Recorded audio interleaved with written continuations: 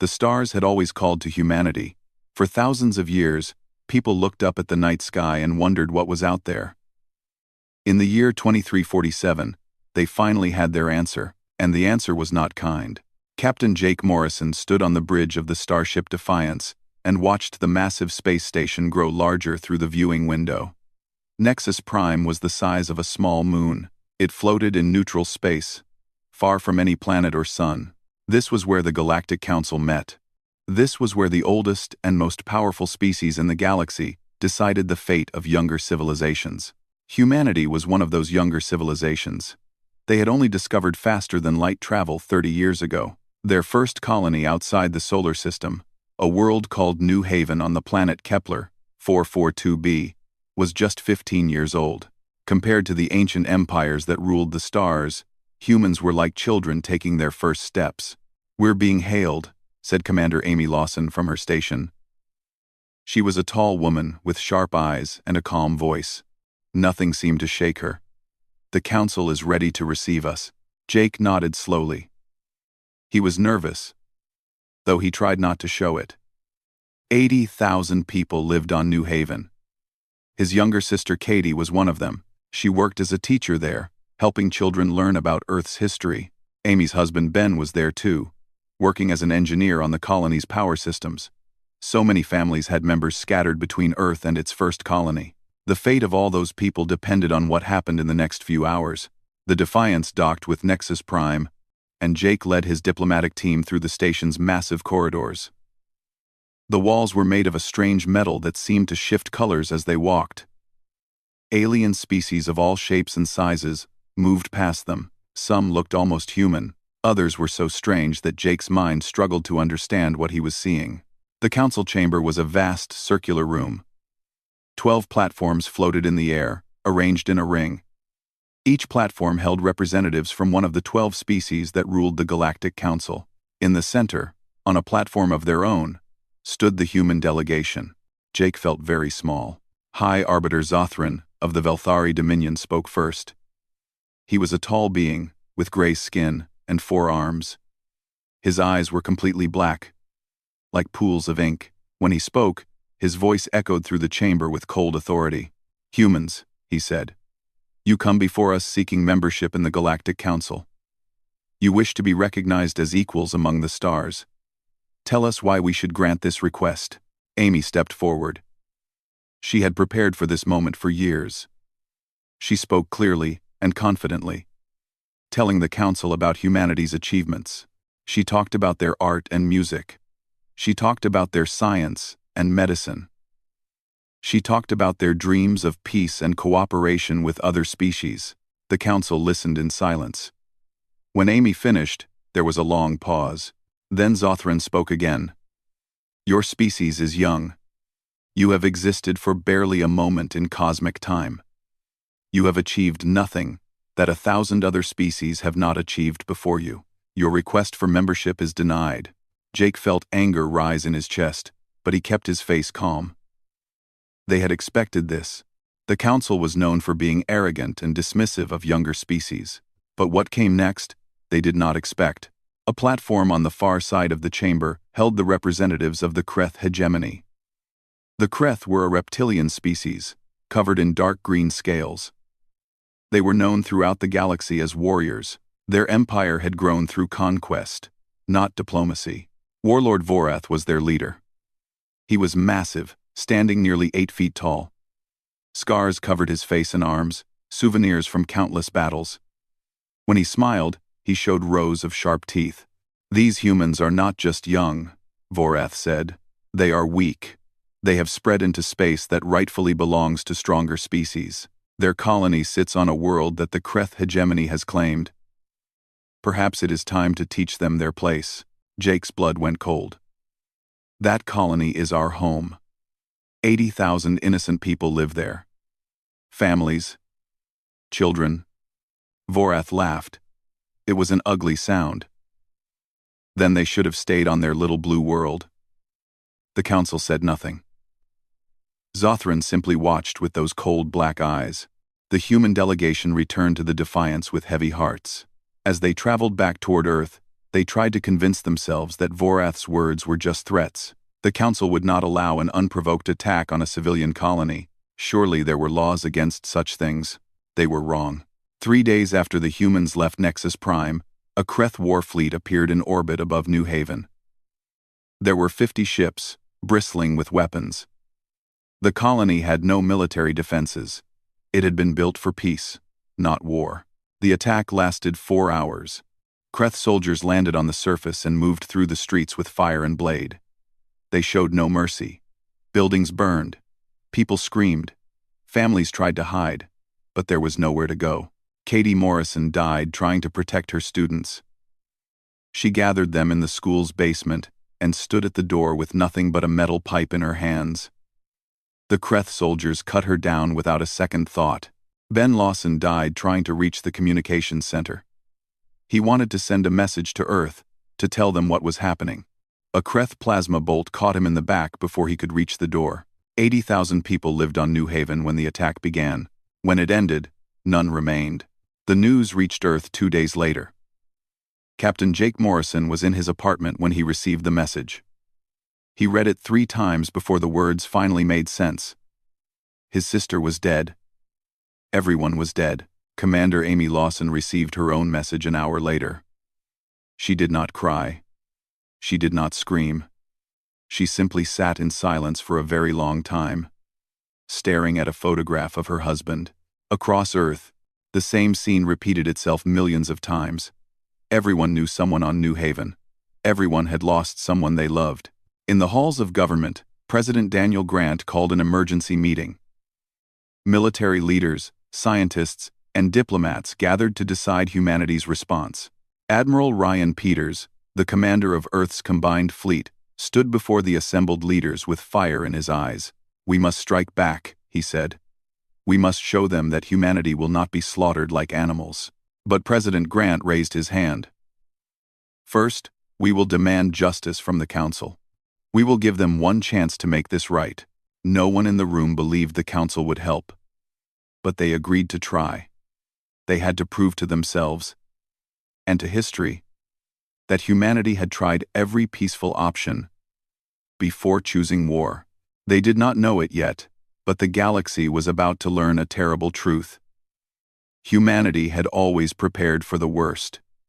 Deep beneath the mountains of Earth, hidden from all eyes, a secret had been waiting. Project Ironclad was about to wake up. The Galactic Council chamber had never seen anything like this before. In 10,000 years of existence, no species had ever stood before them with such raw grief in their eyes. Dr. Lauren Mitchell, Earth's ambassador, stood on the central platform and forced herself to speak calmly. Her hands were shaking, but her voice was steady. "We come before this council to present evidence of genocide," she said. "The Kreth hegemony attacked our colony on New Haven without warning and without cause. 80,000 civilians were murdered. We have recordings. We have survivor testimonies from a rescue ship that arrived too late. We have proof." The chamber was silent. 12 platforms floated around her, each one holding the representatives of an ancient species. They watched her with expressions that ranged from boredom to mild curiosity. Only one platform showed any emotion at all. The Kreth delegation was smiling. Ambassador Sirath represented the Kreth hegemony at the council. He was smaller than Warlord Vorath, but his eyes held the same cold cruelty. When Lauren finished presenting her evidence, he stepped forward to respond. "These claims are exaggerated," Sirath said with a dismissive wave of his clawed hand. "The humans provoked us by settling in our territory. We simply removed them. This is an internal security matter. Nothing more." Lauren felt rage building in her chest. "Internal security? You murdered children. You burned families alive in their homes. We have recordings of your soldiers laughing while they killed defenseless people." "They breed like insects," Sirath replied. His voice was casual, almost bored. "They will recover. In a few generations, they will forget this ever happened." The other council members said nothing. They simply watched, as if this were a mildly interesting play rather than a discussion about mass murder. High Arbiter Zothran finally spoke. The Council has reviewed the evidence. We have also reviewed the claims made by the Kreth hegemony regarding territorial boundaries. After 6 days of careful deliberation, we have reached our decision. Lauren held her breath. The attack on the human colony was a regrettable but understandable response to human expansion into contested space, Zothran announced. The humans provoked this incident by their own actions. The Council will take no action against the Kreth hegemony. Lauren stared at him. She had expected disappointment. She had prepared herself for rejection. But she had not prepared herself for this complete dismissal of human lives. 80,000 people had been slaughtered, and the Council's response was to blame the victims. You have made your position clear, Lauren said quietly. Her voice was steady, but there was something new in it. Something that made several Council members shift uncomfortably in their seats. Earth will remember this. She turned and walked out of the chamber without looking back. The journey back to Earth took 2 weeks. Lauren spent most of it alone in her quarters, staring at the stars through her window. She thought about all the things she had believed about the galaxy. She had thought that advanced civilizations would be wise and just.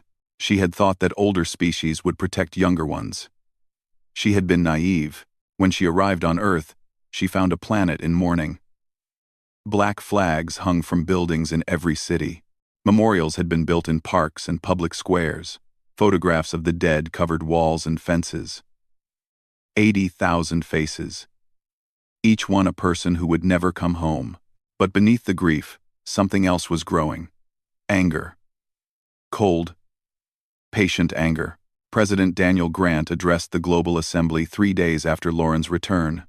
Every screen on Earth carried his image. Billions of people watched in silence as their leader spoke. The Galactic Council has refused to help us, Grant said. They have told us that the murder of our people does not matter to them.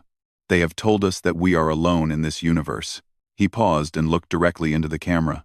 They are right. We are alone. We have always been alone.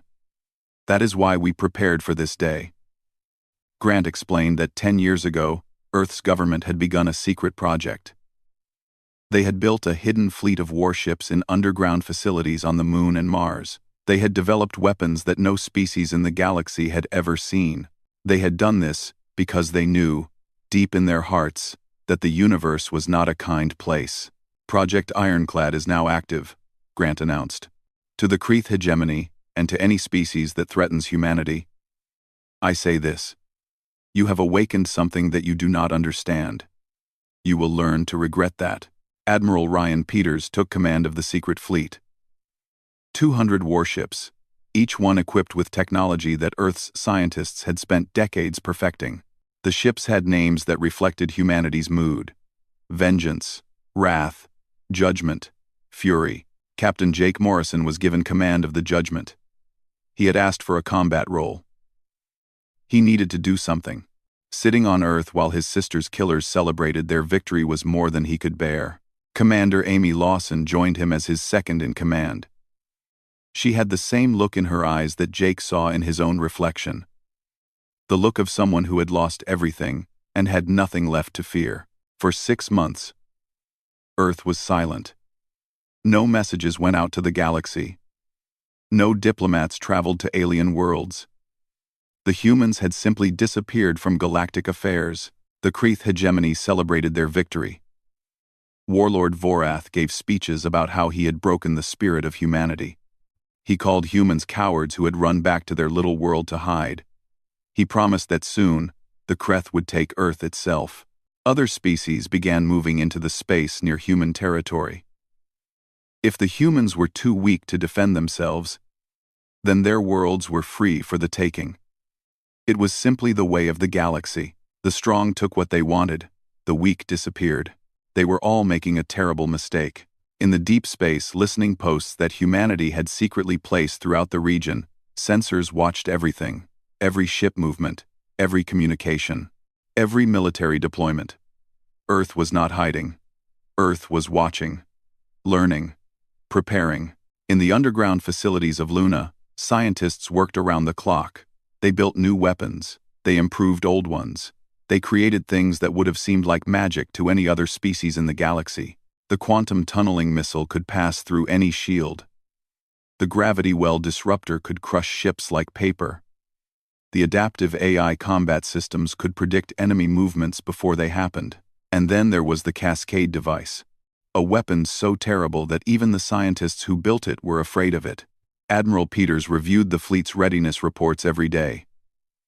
He watched his crews train. He studied the weaknesses of every species in the galaxy. He planned attacks and counterattacks. He prepared for every possible situation. On the Bridge of the Judgment, Jake Morrison sat in his captain's chair and looked at a small photograph. It showed him and his sister as children, playing in their backyard on Earth. Katie was laughing in the picture. She always seemed to be laughing. "Soon," he whispered to the photograph, "soon they will answer for what they did." Commander Lawson stood beside him, watching the stars through the viewing window. She had her own photograph hidden in her quarters, a picture from her wedding day, with Ben smiling beside her. "Do you think they understand what they started?" she asked quietly. Jake shook his head. "No. But they will." Across the galaxy, the Kreth hegemony and the Galactic Council continued with their lives, completely unaware of what was coming. They had dismissed humanity as weak and primitive. They had laughed at human grief and mocked human tears. They had no idea that in 6 months, the silence would end. And when it did, the galaxy would learn that there was something far more dangerous than any alien empire, a humanity with nothing left to lose. The silence ended on a Tuesday. Lieutenant Commander Chris Donovan led Ghost Squadron through the darkness of space toward Kreeth Prime. His ship was painted black, invisible against the void. 12 other fighters flew beside him, each one carrying weapons that the galaxy had never seen before. Their target was the orbital defense network that protected the Kreth homeworld. Hundreds of weapons platforms, thousands of automated defense systems. It had taken the Kreth 3 centuries to build it all. Humanity was going to destroy it in 17 minutes. "All squadrons, check in," Donovan said into his communicator. One by one, his pilots confirmed they were ready. These were the best pilots in Earth's fleet. They had trained for this mission for 6 months. They knew what was at stake. "Remember New Haven," Donovan said quietly. "Let's begin." The Ghost Squadron attacked without warning.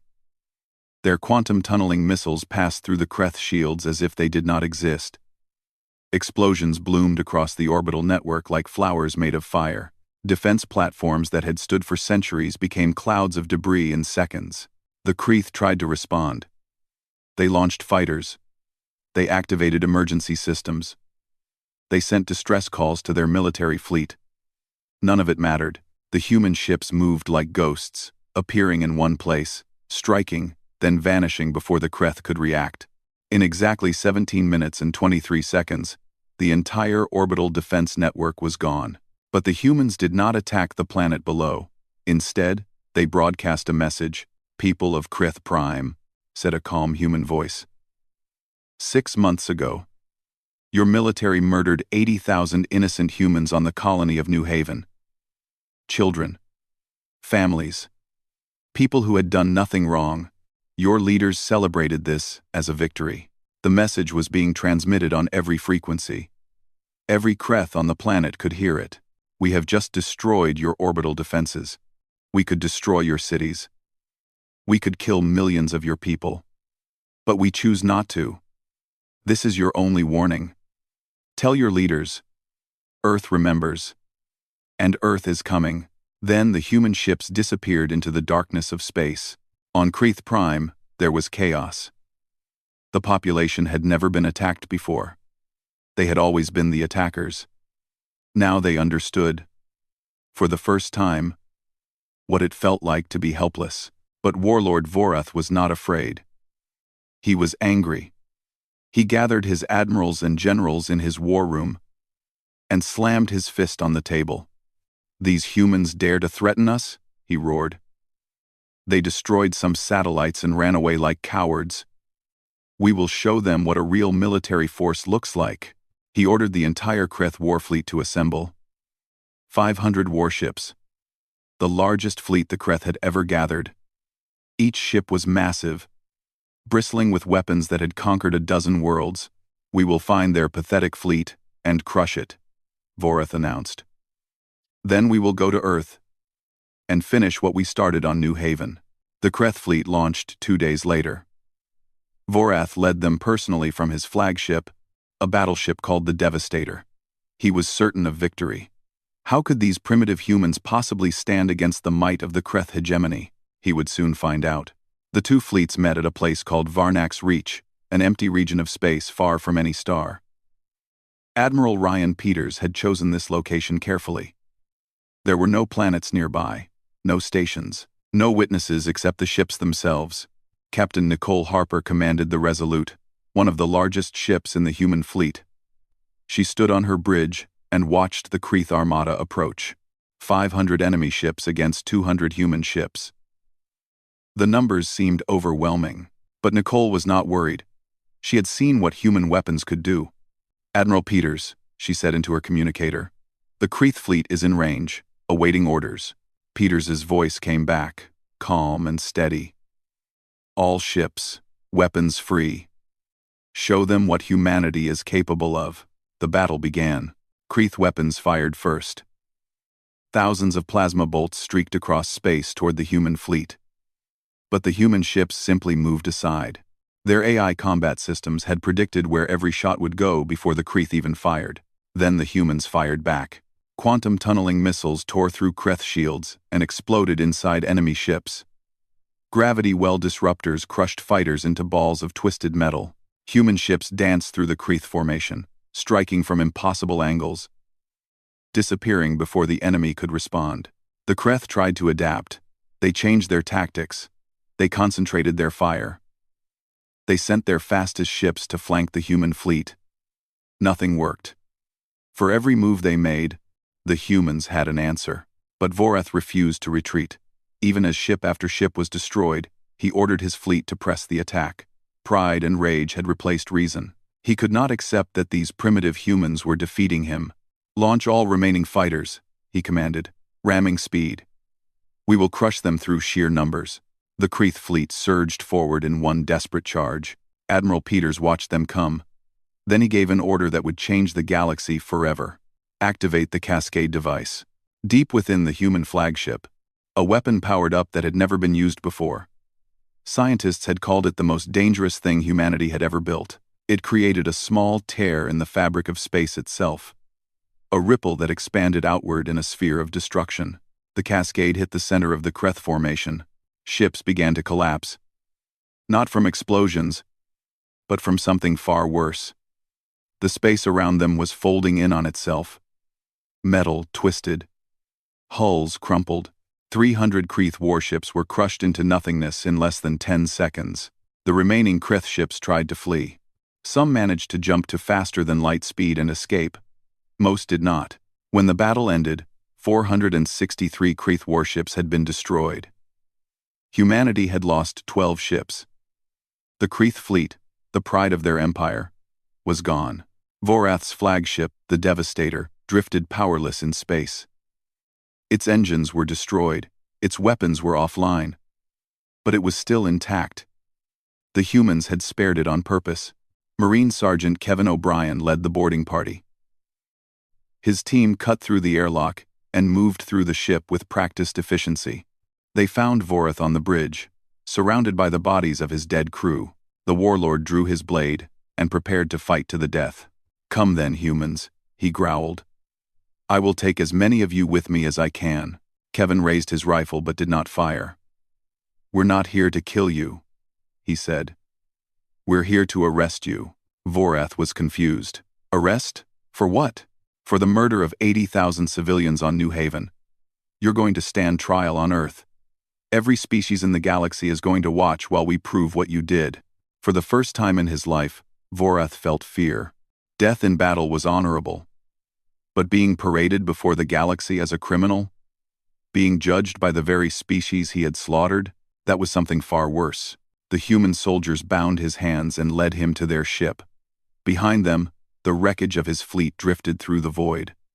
The greatest military force the Kreth had ever assembled, reduced to floating debris. On Earth, people gathered in city squares to watch the news reports. They saw images of the destroyed Kreth fleet. They heard about Vorath's capture. For the first time since New Haven, they allowed themselves to feel something other than grief. They felt hope. Admiral Peters addressed the fleet after the battle. His message was simple. Today, we showed the galaxy that humanity will not be victims. We showed them that our kindness is not weakness. We showed them what happens to those who harm our people. But this is only the beginning. The Kreth have paid for their crimes. Now the rest of the galaxy must answer for their silence. In the corridors of the Galactic Council, fear was spreading. The species who had laughed at humanity were no longer laughing. They were wondering if they were next. The Galactic Council chamber had never been so tense. For 10,000 years, this room had been a place of power and certainty. The 12 ancient species who ruled the galaxy had always known they were in control. They had always known they were safe. Now, for the first time, they were afraid. High Arbiter Zothran stood on his floating platform and looked at the assembled representatives. Usually, council sessions were calm and orderly. Today, everyone was shouting at once. We must destroy them before they grow stronger. The humans have weapons we cannot match. If we attack and fail, they will come for us next. Zothran raised his forearms and called for silence. Slowly, the chamber quieted down. We will address this threat together, he announced. I propose that we assemble a united fleet. Every species will contribute ships. Together, we will outnumber the humans 10-1. They cannot defeat the entire galaxy. The representatives began to nod. Yes, this made sense. United, they were still stronger than humanity. Then a door opened, and Dr. Lauren Mitchell walked into the chamber. She was alone. No guards, no aides, no diplomatic team. Just one human woman walking calmly toward the central platform, as if she owned the place. Ambassador Mitchell, Zothran said coldly. You were not invited to this session. I know, Lauren replied. I invited myself. I thought the council might want to hear what Earth has to say before making any unfortunate decisions. She stepped onto the central platform and looked around at the 12 ancient species. These were beings who had ruled the stars when humanity was still living in caves. They had thought themselves superior to all other life in the galaxy. Lauren was not impressed. I heard you talking about assembling a fleet against us, she said. I want to make sure you understand what that would mean. She pressed a button on a small device in her hand. Holographic images appeared in the air around her. They showed the wreckage of the Kreth fleet at Varnak's Reach. 463 warships, reduced to floating debris. This is what we did to the Kreth, Lauren said. They had 500 ships. We had 200. The battle lasted 3 hours. We lost 12 ships. They lost everything. The chamber was silent. Every representative stared at the images with horror in their eyes. But that is not the worst part, Lauren continued. The worst part is that we held back. We only used a fraction of our capabilities. We could have destroyed every ship in seconds if we wanted to. We chose to give them a chance to surrender. She let that sink in for a moment. Now you are talking about sending a united fleet against us. I want you to think carefully about what happened to the Kreth. Then multiply it. Because if you attack Earth, we will not hold back. We will not give warnings. We will simply end every fleet you send against us, until there are no fleets left. Zothran tried to maintain his composure. You are bluffing. No species can defeat the combined might of the Galactic Council. Lauren smiled. It was not a friendly smile. You told us we were alone, she said. You were right. We have always been alone. That is why we are still standing. For our entire history, humanity has fought for survival. We have fought wars against each other that would make your worst conflicts look like playground arguments. We have weapons that you cannot imagine, because we have been preparing for threats like you for our entire existence. She stepped closer to Zothran's platform. But we did not come here to threaten you. We came here to offer terms. Lauren explained what Earth wanted. The Kreth hegemony would give up 3 star systems near human space as payment for the New Haven massacre. Warlord Vorath would stand trial on Earth for his crimes. and the Galactic Council would formally recognize humanity's borders and sovereignty. Accept these terms, Lauren said, and there will be peace. Refuse them, and the Council will be considered responsible for the Kreth attack. We will treat you as enemies. The Council deliberated for 3 days. During that time, things began to fall apart. The Eldari Consortium, a peaceful species known for their scientific achievements, contacted Earth secretly. They wanted no part of a war with humanity. They offered a separate peace treaty. The Novari Republic did the same. They had always resented Zothran's arrogance. Now they saw a chance to break free from Council domination. 2 more species followed, then 3 more. Within a week, half the Council had made private deals with Earth. Zothran tried to hold the coalition together. He gave speeches about unity and strength. He reminded everyone of the glory of the Council. But it was too late. Fear had done its work. On Earth, Warlord Vorath's trial began in Geneva. The courtroom was broadcast to every planet in the galaxy. Billions of beings watched as the warlord was led in chains to face his accusers. Lieutenant Commander Chris Donovan was one of the witnesses. He played recordings from New Haven's final hours, the sounds of screaming, the voices of people begging for their lives, the laughter of Kreth soldiers as they killed children. The courtroom was silent as the recordings played. Even Vorath, for all his pride, could not meet anyone's eyes. Families of the victims testified. They spoke about the people they had lost. Mothers described their children. Husbands remembered their wives. The pain in their voices was real and raw. Captain Jake Morrison was the final witness. He spoke about his sister Katie. She was a teacher, he said quietly. She loved children. When the Kreth attacked, she gathered her students in the school basement and tried to protect them. She knew she could not win. She knew she was going to die, but she stood at that door with a metal pipe in her hands because she would not let those children face the monsters alone. Jake looked directly at Vorath. You called us weak. You said we would breed like insects and forget what you did. You were wrong. We will never forget, and we will spend the rest of our existence making sure no one else suffers what our people suffered. The trial lasted 2 weeks. When it ended, Vorath was found guilty of genocide and crimes against sentient life. The judges sentenced him to life imprisonment in a high-security facility on Luna. Some people thought he should be executed. They wanted him to suffer the same fate as his victims. But President Grant refused. We are not butchers, he said in a public address. We do not kill defenseless prisoners, no matter what they have done. That is what makes us different from those who attacked us. That is what makes us human. Vorath would spend the rest of his life in a small cell, watching through a window as humans built their civilization on the moon outside. It was a punishment far worse than death. Across the galaxy, the trial changed how other species saw humanity. The humans had won a devastating military victory, but they had not become monsters. They had shown restraint. They had shown justice. Ambassador Sirath, who had once mocked humanity in the council chamber, arrived on Earth 2 months after the trial ended. He came alone, without guards or weapons, to negotiate peace between the Kreth hegemony and Earth. When he entered the meeting room, he did something that no Kreth had ever done before. He bowed. I spoke terrible words about your people, Sirath said. I was wrong. The Kreth hegemony wishes to end this conflict. We will accept whatever terms Earth requires. Dr. Lauren Mitchell accepted his bow with grace. The terms are already set. Honor them, and there will be peace. Break them, and there will be consequences. Sirath nodded. We understand. As he left the room, he paused at the door and looked back.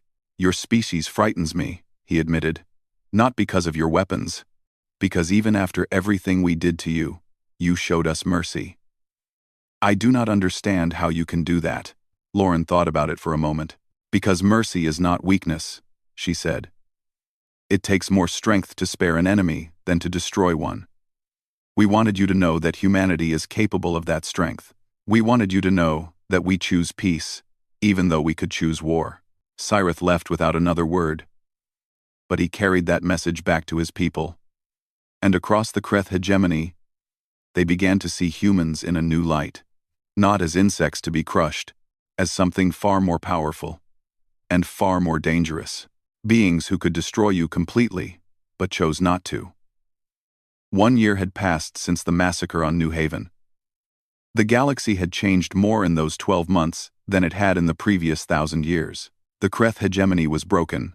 Without Vorith's iron will holding them together, the military government had collapsed. Civil war erupted between different factions, each one blaming the others for the disaster that had befallen their empire. Moderate leaders eventually won control, and they immediately sued for peace with Earth. The new Kreth government did something that would have been unthinkable a year earlier. They built a memorial to the victims of New Haven on Kreth Prime itself, a garden of 80,000 stones, one for each human who had died. Kreth children were required to visit it as part of their education, to learn about the consequences of cruelty and the cost of war. The Galactic Council was changed forever. 3 species had withdrawn completely, choosing to isolate themselves rather than face a galaxy where humanity was a major power. 4 others had signed independent treaties with Earth, effectively abandoning the Council's authority. The remaining 5 struggled to maintain any relevance at all. High Arbiter Zothron, the ancient leader who had dismissed humanity's plea for justice, was forced to face the consequences of his arrogance. His own people turned against him. They blamed him for the disaster that had weakened their position in the galaxy. In a ceremony broadcast across known space, Zothron traveled to Earth and stood before President Daniel Grant. 10 billion humans watched, as the being who had called them primitive and worthless lowered his head. On behalf of the Galactic Council, Zothron said, "I apologize for our failure to protect your people. We were wrong to dismiss your suffering. We were wrong to blame the victims for their own deaths. Earth has shown us that justice matters, and we were unjust." President Grant accepted the apology with dignity. He did not gloat. He did not humiliate Zothron further. He simply nodded and said, "Let this be the beginning of a new relationship between our peoples." Admiral Ryan Peters retired 6 months after the war ended. He had spent his entire career preparing for the worst. Now that the worst had come and gone, he found that he was tired. He passed command of the fleet to Rear Admiral Nicole Harper, the captain who had led the Resolute at the Battle of Varnak's Reach. At his retirement ceremony, Peters gave a final speech to the officers and crew who had served under him. "I built this fleet to fight," he said, "but I never wanted to use it. I hope that the next generation of leaders never has to fight a war like we did. I hope that our strength will prevent conflict, not cause it. Remember, we are warriors, but we are not monsters. Our power is meant to protect, not to destroy." The Vengeance Fleet was renamed the Guardian Fleet. Its mission changed from retaliation to protection. Human ships now patrolled the borders of friendly space, deterring aggression and responding to distress calls from any species. Dr. Lauren Mitchell became the first human appointed to the Galactic Council's inner chamber. She did not enter as a junior member or an observer. She entered as an equal, with full voting rights and the respect of every species present. Her first act was to propose new laws protecting developing civilizations. Any species that attacked a younger race would face immediate consequences from the Council and its allies. No civilization would ever again suffer what New Haven had suffered. The proposal passed unanimously. Even the species that had opposed humanity voted in favor. They had learned their lesson. Lieutenant Commander Chris Donovan left the military and became a diplomat. He traveled to distant worlds and established relationships with species that had never met humans before. He told them about Earth and its people. He warned them about the dangers of the galaxy. And he promised them that humanity would stand with them if they were ever threatened. Captain Jake Morrison continued to serve in the fleet, but his anger had faded. He commanded the Judgment for 3 more years, then transferred to a training role. He spent his days teaching young officers about tactics and strategy, preparing them for threats that might never come. Amy Lawson became the commander of a new project, the reconstruction of New Haven. Humans returned to Kepler 442b and began building again. This time, they did not build just homes and schools. They built defenses. They built shelters. They made sure that if anyone ever tried to attack this world again, the colonists would be ready. The new colony was called Memorial. Its central square held a monument with 80,000 names carved in stone. Amy walked through that square every day on her way to work. She would stop at Ben's name and touch the letters gently. "We're still here," she would whisper. "We're still fighting." Marine Sergeant Kevin O'Brien, the man who had captured Warlord Vorath, was assigned to a special unit that responded to humanitarian crises across the galaxy. When floods or earthquakes or famines struck alien worlds, Kevin's team was often the first to arrive with supplies and medical aid. He never talked about the war. When people asked him about capturing Vorath, he would simply shrug and say, it was just another mission. But his crew knew the truth. Kevin fought so hard for peace because he had seen what war really looked like. 1 year after the massacre, Sergeant O'Brien visited Memorial. He had promised himself he would come when the colony was rebuilt. He walked through the streets where Katie Morrison had once taught her students. He stood outside the new school that had been built on the same spot as the old one. Then he went to the monument in the central square. He found Katie's name among the 80,000 and placed a small photograph beside it. It was a picture Jake had given him, showing Katie laughing with her students on the last day anyone had seen her alive. "Thank you," Kevin said quietly, "for standing at that door, for giving those kids a few more seconds of hope, for showing all of us what courage really means." Behind him, children played in the square. Human children, running and laughing in the warm sunlight. But there were other children too. Young Eldari, their silver skin gleaming as they chased their human friends. Young Navari, their forearms waving excitedly as they learned a new game. The first interspecies school in human space had opened on Memorial. Children from a dozen worlds learned together, played together, grew up together. They did not know about the wars their parents had fought. They only knew that they were friends. Dr. Lauren Mitchell visited Memorial on the anniversary of the massacre. She gave a speech at the monument, broadcast across the galaxy. 1 year ago, this world was destroyed by hatred and cruelty. 80,000 innocent people died because a powerful empire decided they did not matter. The galaxy watched and did nothing. She paused and looked at the children playing in the distance. Today, this world lives again. It lives because we chose hope over despair. We chose to build instead of destroy. We chose to reach out to our former enemies and offer them a chance for peace. She turned back to the monument.